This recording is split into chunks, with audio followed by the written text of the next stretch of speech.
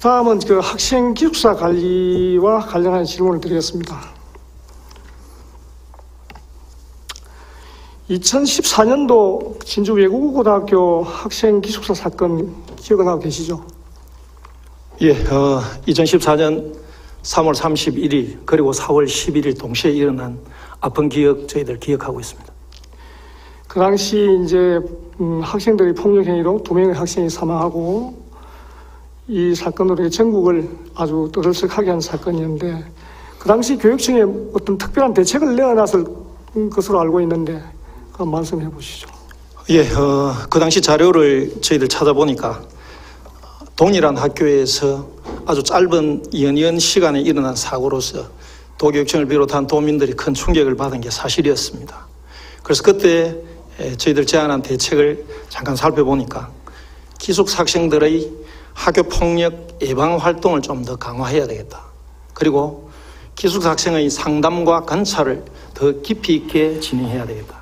그리고 기숙사 운영위원회를 조직해서 지침과 생활 규정을 더 엄격하게 관리해야 되겠다. 그리고 사감과 부사감의 소양 교육과 처우 개선에 관한 부분들도 저희들 제기를 하면서 아주 긴박하게 이 내용을 학교에 전달했던 것으로 파악하고 있습니다.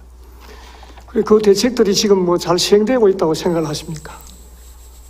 예, 기숙사 운영은 공립학교에게는 대부분 학생의 통학 편의제도, 그리고 사립학교에게는 대부분 우수학생 유치의 목적으로 운영되고 있는 게 현실적입니다. 도내 105학교에서 설치되고 있는 기숙사 운영은 학교 자체적으로 기숙사 운영 지침과 규정을 마련하여서 운영하고 있는 것으로 파악하고 있습니다. 예, 지난해 행정사무감사에서 우리 이병희 의원님과 송순호 의원님들께서 이미 2번이나 학생 기숙사 운영과 관련한 사항을 지적하셨는데요. 네. 그 후 별로 달라진 게 없는 것 같아서 제가 이번에 다시 말씀을 드립니다. 제가 이제 이 현장을 확인하기 위해서 고성중앙고등학교를 방문을 해봤습니다. 그리고 교육청 제출 자료에 따르면 이 학교 기숙사 수용학생 1인당 또 징계가 가장 많은 학교 중에 하나였습니다. 그래서 문제가 좀 있겠구나 하는 생각이 들어가지고 제가 그 학교를 방문을 해보니까 기숙사 시설도 좋았고 학교 분위기도 평온해 외관상 큰 문제가 없는 것으로 보였습니다. 그래서 이것이 하드웨어적인 문제가 아니라 이것은 운영하는 시스템의 문제가 있다는 생각이 들어서 사감 업무를 비롯한 기숙사 운영 전반에 제가 한번 살펴보았습니다. 그런데 이제 기숙사 운영 규정이 이렇게 너무 포괄적이었습니다. 또한 관련 규정을 학교 행편에 따라 정할 수 있게 되어서 제도적 차원에서 접근이 이루어지지 않음을 알게 되었습니다. 이 학교의 경우에는 7페이지 남짓한 기숙사 운영 규칙에 따라 사감 업무 범위와 이에 따른 보상이 불충분하였고 학생 징계 규정도 포괄적이었고 그러다 보니까 각종 제재가 남발되고 있는 그런 상황이었습니다. 한마디로 학교마다 기숙사 운영 규칙이 제각각이었던 것입니다. 이러한 것은 중앙고등학교를 비롯한 15개 학교 대상의 2019년도 기숙사 운영 학교 특정 감사에서도 그대로 드러났습니다. 그 당시 가장 많이 지적된 사항이 바로 기숙사 운영 소홀이었습니다. 이 행편이 이러하다 보니까 선생님들께서는 사감 업무를 기피하게 되고 그 결과 교육경력 1년 미만의 여교사와 기간제 교사 등 이른바 을의 입장에 있는 그런 교사들이 업무를 담당하고 있었고 학생들의 처벌 건수도 다른 학교에 비해 많았던 것입니다. 국장님께 질문을 드리겠습니다. 교육청 차원에서 표준화된 기숙사 운영 규정을 제정하고 이걸 일선 학교에 보급하여 이런 문제가 재발되지 않도록 기숙사 관련 종합적인 대책을 마련하실 의향이 있으시다면 그에 대한 구체적인 계획을 말씀해 주시기 바랍니다. 예, 잘 지적해 주셨습니다. 저희들 답변은 저는 먼저 기숙사 관리 현황부터 먼저 말씀드리고 저희들 종합적인 대책 이런 순으로 보고를 드리겠습니다. 우리 도교육청 기숙사 관련 부서가 의원님 잘 아시다시피 6개의 부서로 나누어져 있습니다. 제각각 업무를 담당하고 있습니다. 그렇게밖에 할 수 없었던 이유는 기숙사 운영학교의 성격과 특성에 따라서 기숙사가 다양하게 운영되고 있음도 간과할 수는 없습니다. 좀 더 자세히 설명드리면 유아특수교육과에서는 특수학교의 기숙사를, 교육과정과에서는 기숙형 고등학교의 기숙사를, 창의인재과에서는 특성화 고등학교의 기숙사를 관리하고 있습니다. 그리고 민주시민교육과에서는 대안학교, 체육예술고등학교에서는 체육고등학교, 심지어 행정국의 학교지원과에서는 거점형 중학교의 기숙사를 관리하고 있는 실태였습니다. 아마 이건 학교의 설립 취지를 고려해서 해당 부서가 기숙사를 관리하는 게 이때까지 가장 효율적이지 않았나 저희들은 그렇게 판단하고 있습니다. 그래서 의원님의 지적처럼 종합적이고 체계적인 관리에 상당히 어려움이 있었던 게 현실이었습니다. 그리고 여러 도의원님께서 기회에 있을 때마다 기숙사의 종합적 체계적 관리 방안을 꾸준히 제기를 해 주셨습니다.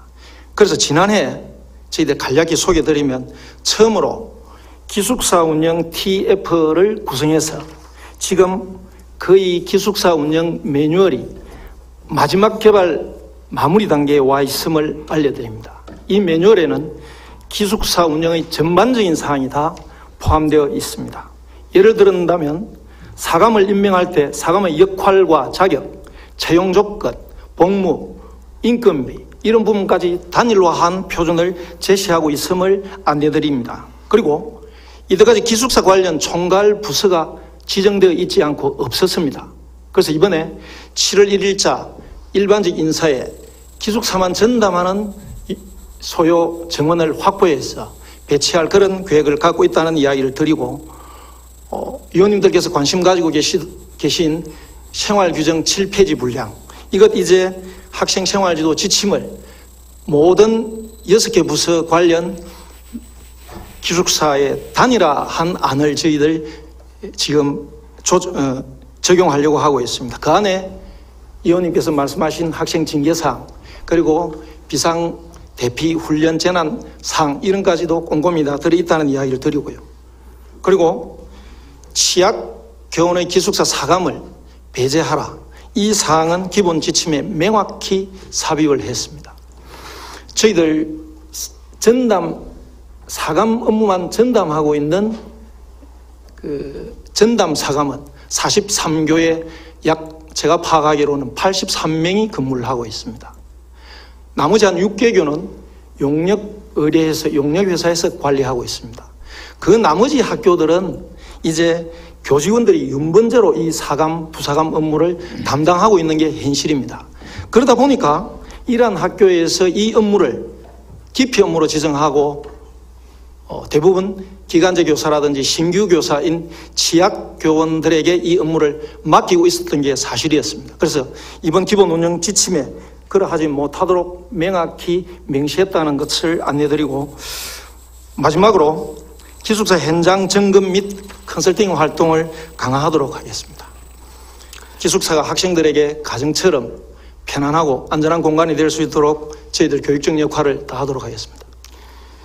예, 우리 도에 한 105개 기숙사가 있다고 하셨는데 이번에는 말로만 대책을 세우지 말고 업무 담당 선생님들도 그리고 기숙사 생활을 하는 학생들도 모두가 만족해하는 실질적이고 구체적인 정책이 나올 수 있도록 종합적인 대책 마련을 우리 국장님 간곡히 부탁드리겠습니다. 예, 그렇게 하겠습니다. 예, 수고하셨습니다. 네.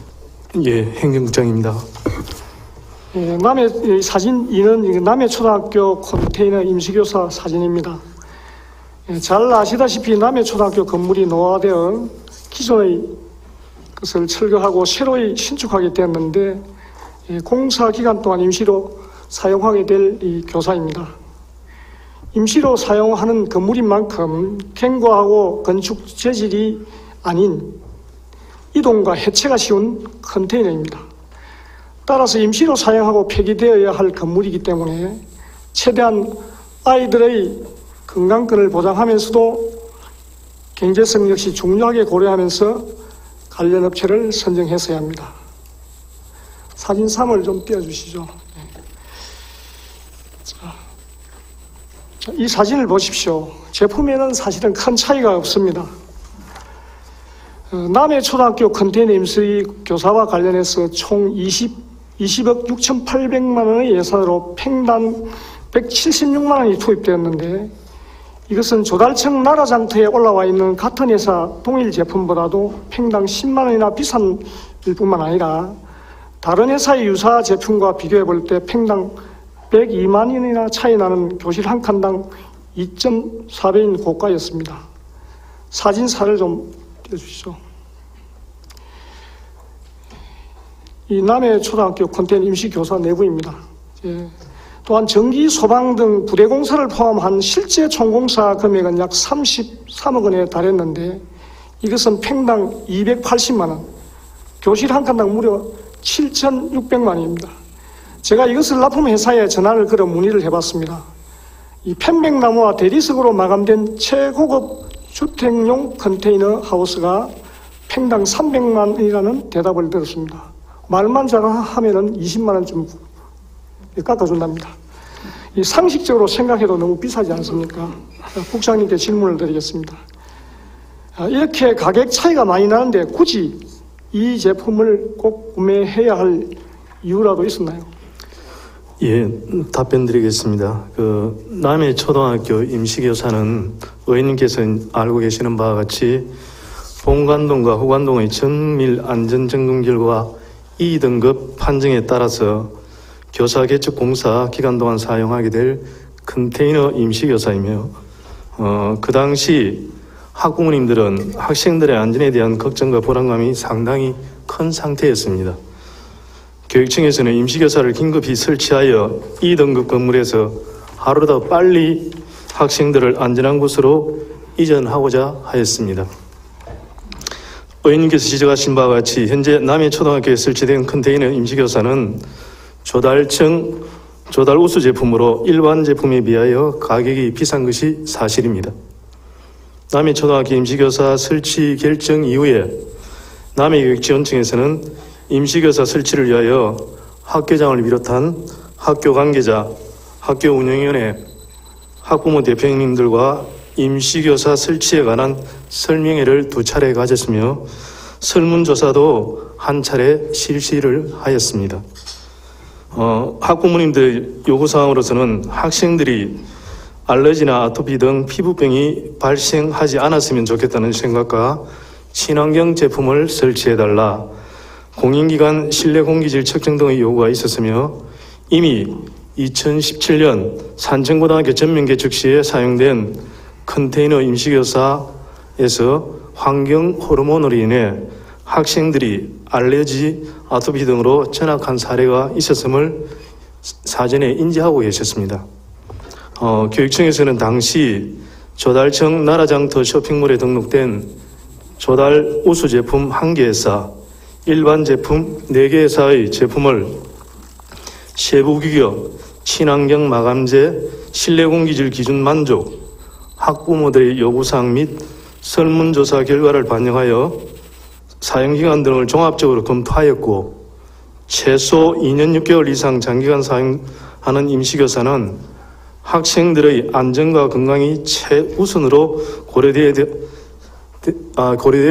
된다는 생각에 의해서 다소 가격이 좀 비싸더라도 안전성이나 친환경성, 단련성에 있어서 뛰어난 제품을 초등학교 생활공간에 설치하게 되었습니다. 제가 이 컨테이너 교사와 관련해서 나라장터의 업체를 찾아보니까 1개의 조달 우수 제품하고 4개 일반 제품이 있었습니다. 그런데 조달 우수 제품은 이제 지방자치단체를 당사자로 하는 계약에 관한 법률 제9조 1항 단서에 따라 수의계약을 할 수 있고, 이번 사안의 경우에는 같은 법 시행령 제25조 1항 6호 제1항목에 의해서 수의계약을 한 것이라고 보는데 맞죠? 예, 그렇습니다. 그렇고 추가해서 이제 조달 사업에 관한 법률 제5조 제2항 또 같은 법 시행령 제5조의 3항도 역시 참고를 하였습니다. 국장님, 국가나 지방자치단체가 물품 계약을 할 때 경쟁 입찰을 붙이는 가장 큰 이유가 무엇이라고 생각하십니까? 예, 의원님께서도 아시다시피 입찰 참가 자격을 가진 많은 업체에게 기회를 균등하게 부여를 하고 또 그로 인해 그걸 바탕으로 계약의 공정성이나 투명성을 확보하는 데 그 목적이 있다고 생각을 하고 있습니다. 그렇죠. 이 계약 과정에 일어날 수 있는 각종 부패와 비리를 막아 계약의 공정성을 담보하고 또 한편으로는 불필요하게 낭비되는 예산을 절감하고자 하는 것 아니겠습니까? 그렇죠. 그렇습니다. 예, 그렇다면 국장님이 이러한 경쟁 입찰의 원칙을 깨면서까지 이 관련 법령에 수의계약을 할 수 있도록 한 이유는 무엇이라고 생각하십니까? 저희들이 이제 당시에 임시교사 설치가 시급성이 있었고, 그 다음에 경쟁 입찰로 소외되는 계약 기간도 단축하고, 또 과거 임시 컨테이너에서 발생된 어떤 민원 사례 등을 종합적으로 검토를 해서 조달청에서 엄정히 평가하고 검증된 우수 조달 제품을 선정해서 구매를 하게 되었습니다. 예, 수의계약을 하는 그 구체적 이유 보면 월등한 기술적 우위도 하나 포함되어 있습니다.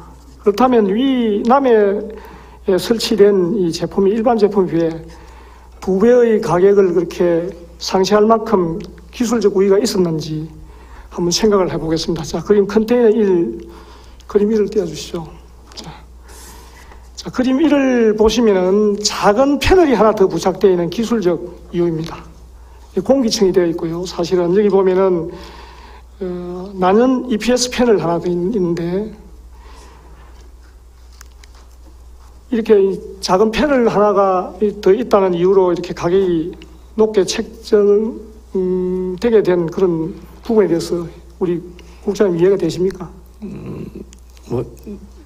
공무원들이 단편적으로 그렇게 판단을 하지는 않았다고 생각합니다. 결과적으로 가격이 비싼 결과를 낳게 되어서 의원님께서 이제 걱정하시는 여러 가지 말씀이 계셨는데 그 당시로서는 나름대로 최대한 검토를 했다고 그렇게 생각을 하고 있습니다. 이 조달 우수 제품이 있기만 하면은 일반 제품을 제외하고 무조건 수의계약으로 관련 제품을 구매해야 되는 것은 아니겠죠, 그죠? 예, 관련 법령을 보면 분명히 조달 우수 제품을 수의계약으로 구매할 수 있다고 규정되어 있을 뿐이지 의무 규정으로 강제하고 있지는 않습니다. 예, 예산을 집행하는 입장에서 생각해 본다면 일반 제품과 조달 우수 제품의 가격과 품질을 종합적으로 검토하여 예산도 절감하면서 품질도 좋은 최적의 선택을 해야 합니다. 비싸더라도 조달 우수 제품으로 등록되어 있으니까 이거 구매하면 다른 거 신경 안 써도 되니까 하는 식의 안일한 행정 편의주의적 발상에서 이러한 결과가 나왔다고 생각을 합니다. 그런데 남해초등학교 임시교사의 문제는 단순히 싸게 살 수 있는 제품을 비싸게 구매했다는 예산상의 낭비에 그치지 않고 조달 우수 제품의 경쟁 입찰을 하지 않고 수의계약을 할 수 있다는 국가계약법상의 특례 규정을 악용하여 부패의 온상이 될 수 있다는 점에서 대단히 우려스럽습니다. 국장님, 2016년도에 우리 금속재창과 관련한 수의계약 사건으로 우리 교육청이 검찰의 수사를 받고 관련자들이 처벌받은 적이 있죠. 저희들이 확인한 바로는 그 당시 이제 수사에서 처벌받은 것은 금속재창은 아니었고요. LED 조명과 관련된 이제 사건으로 육급 공무원 한 명이 해임되었던 사실은 있었습니다. 금속재창과 관련한 부분이 없다고요? 저희들이 판단하기는 LED 조명과 관련해서 그런 제가 구체적으로 내용은 우리 교육감님도 계시고 해서 교육감님은 잘 알고 계시기 때문에 말씀을 안 드리고 2017년 1월 10일자 경남신문 기사를 보면요. 강급자들이 금속재창을 1억 9,400여만 원에 수주하자 9월께 최 씨의 채무 600만 원을 상기하고 현금 900만 원을 받았다. 이 내용의 처벌 사건에 들어 있습니다. 자, 그 당시 이 사건과 관련하여 어떤 수의계약 관련 대책을 강구한 적이 있습니까? 예, 이제 2016년 11월에 공사용 자재 구매 절차의 공정성과 신뢰성 확보 및 경상남도 내 업체 제품 선정률 향상 등을 위해서 광급 자재 구매안을 시행하였으며 이것이 2018년 10월에 한 차례 또 개정의 과정을 거쳤습니다.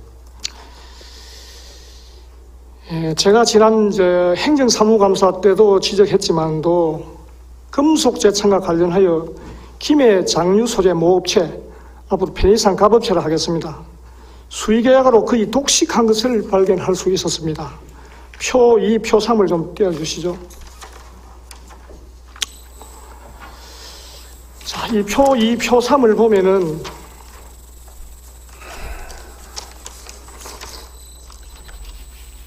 왜 이 업체가 2천만 이상 수의계약 상위 10개 업체, 또 표 3에 보면은 요 2천만 이상 수의계약 상위 10개 업체에서 이 업체, 갑업체가 이렇게 독식을 했는지 모르겠습니다. 한번 말씀해 주시죠. 이제 해당 업체는 경남에서 유일하게 이제 우수 조달로 등록된 금속 재창 업체이고요.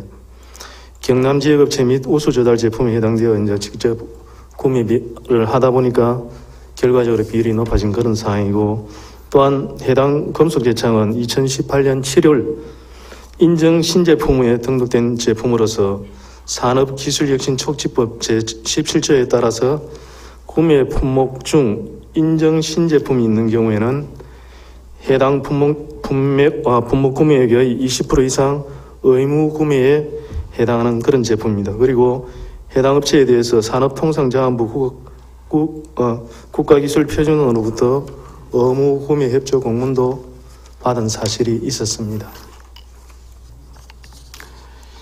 금속 재창과 관련해서 조달 우수 제품을 납품하는 경남 업체는 공교롭게도 앞서 말씀드린 갑업체 하나밖에 없습니다. 그런데 금속 재창이 쉬운 말로 말하면 샤시와 같은 금속 창호인데 기술적 요구도가 높은 제품입니까? 그렇지도 않습니다. 그렇다면 굳이 꼭 조달 우수 제품을 쓸 필요가 없습니다. 그래서 제가 자료를 찾아보니 금속 재창과 관련해서 경남에도 기술인정 업체가 3군데나 있었습니다. 기술이 그렇게 요구되지 않는 제품이라면 이러한 업체에 경쟁 입찰을 붙여서 좋은 제품을 값싸게 공급받아야 하는 것이 당연한 것 아닙니까? 경상남도 교육청 강급 자재 구매안 한번 띄워주시죠. 경상남도 교육청 강급 자재 구매안의 규정을 봐도 우수한 품질의 제품을 가장 경제적인 금액으로 하도록 규정되어 있습니다. 국장님, 표 4를 한번 봐주시죠. 갑업체의 금속 재창과 관련하여 우리 교육청 상대로 자기 회사 매출의 90% 이상을 올리고 있습니다. 사실상 교육청 상대로 한 특화 기업으로 볼 정도인데 교육청 차원에서 이 업체에 대해 확인해 보신 적이 있습니까? 저희들이 해당 업체에 대해서 구체적으로 확인한 바는 없었습니다.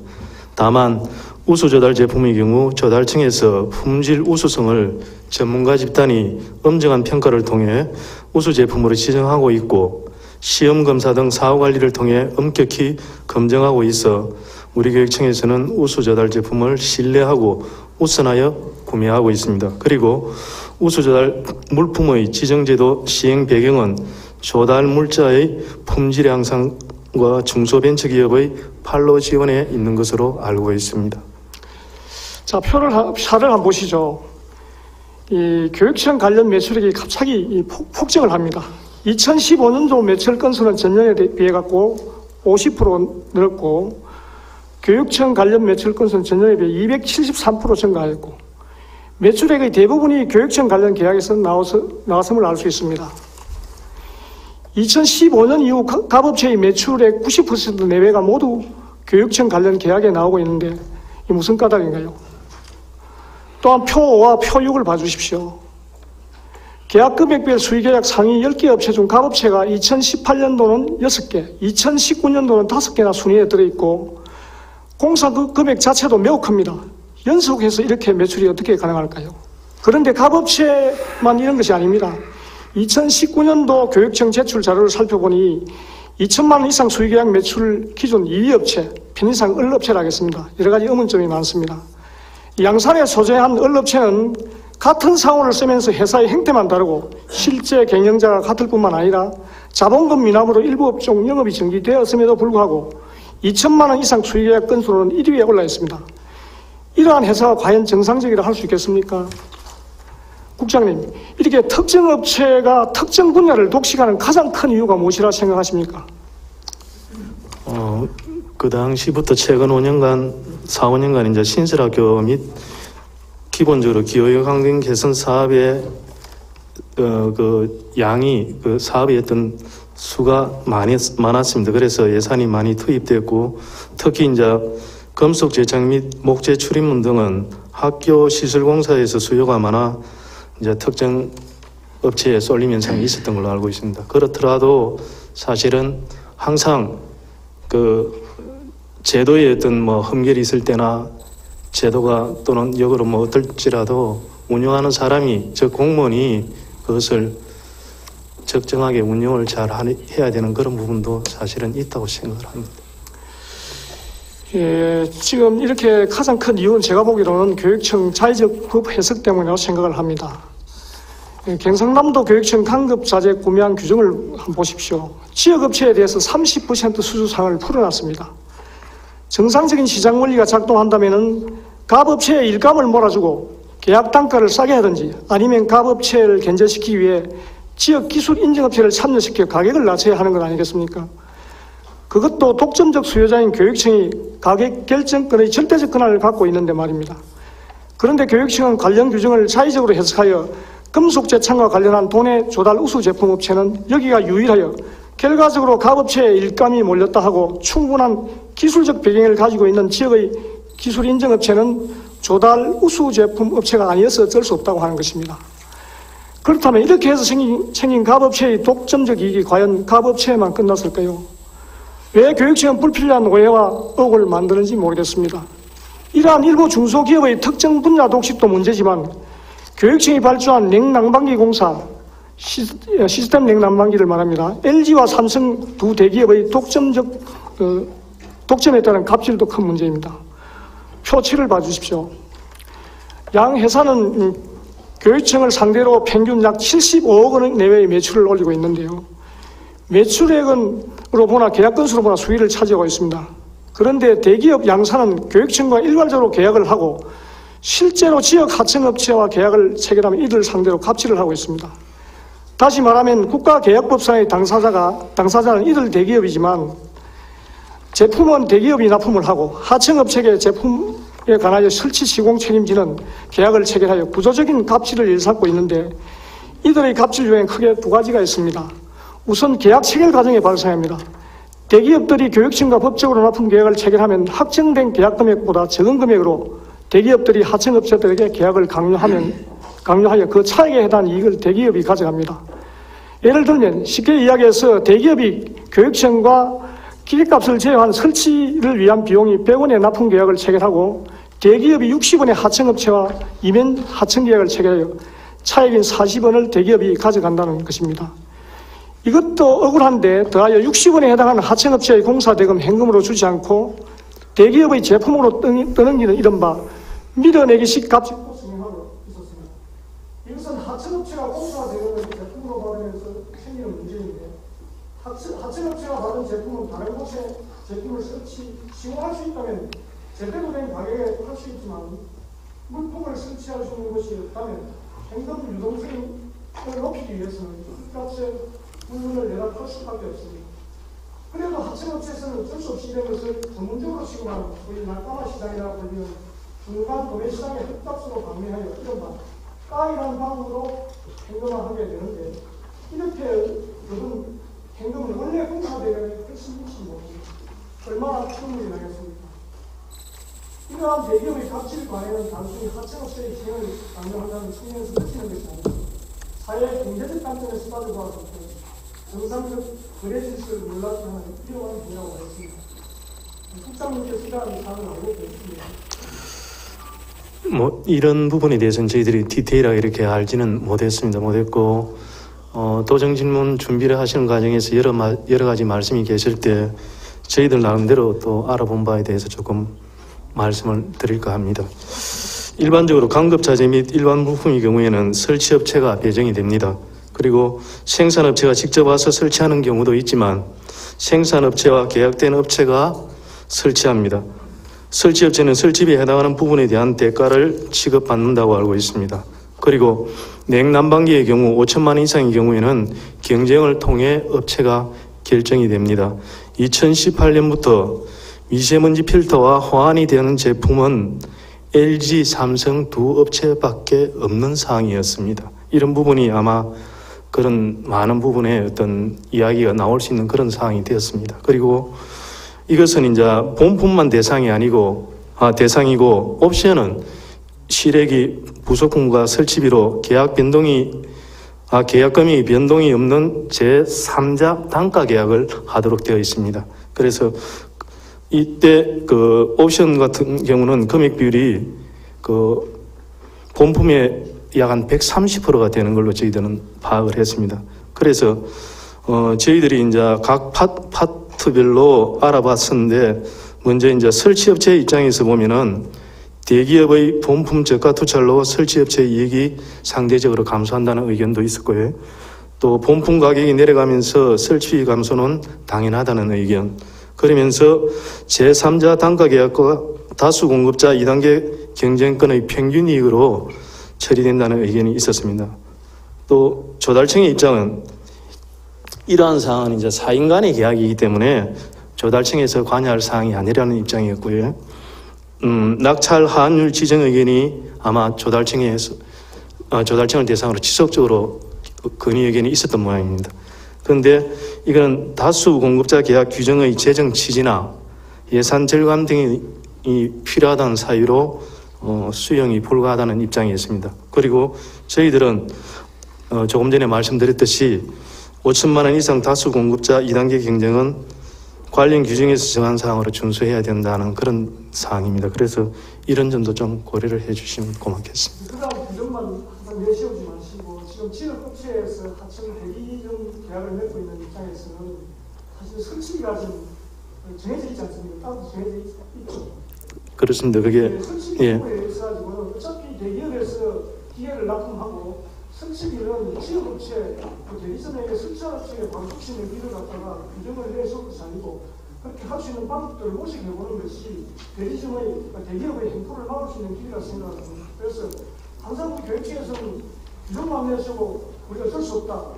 이것이 우리가 바로 지금 쓰겠습니까? 그렇게 그런 부분들을 한 번 더 검토해 주시고, 내일 우리 가치업체를 살릴 수 있는 길들을 생각해봐 주시라는 말씀입니다. 예, 현장의 입장에 대해서 다시 한번 고민하겠습니다.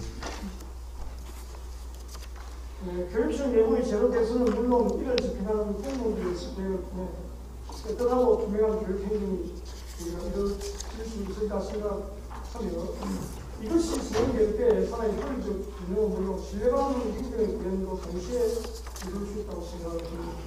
앞으로 노력을 잘 기대해 보겠습니다. 이사를 일필요 교육감님에 부탁드리겠습니다. 지금까지 본의원이 제기한 문제점을 교육감님께서 잘 들으실 텐데, 생존 수행과 관련한 야외 수행을 통한 생존 수행 교육 기숙사 운영 관련 부분입니다. 특히 오늘 본의원이 중점적으로 지휘한 100억 원 이상을 한 기업에 주는 금속재 상품에서 수의학 문제에 있어가지고 다시 한번 점검하셔가지고 행정관도 교육 행정이 도민으로부터 신뢰받고 투명한 교육 행정이 될 수 있도록 해주실 것을 당부를 이 자리에서 당부드립니다.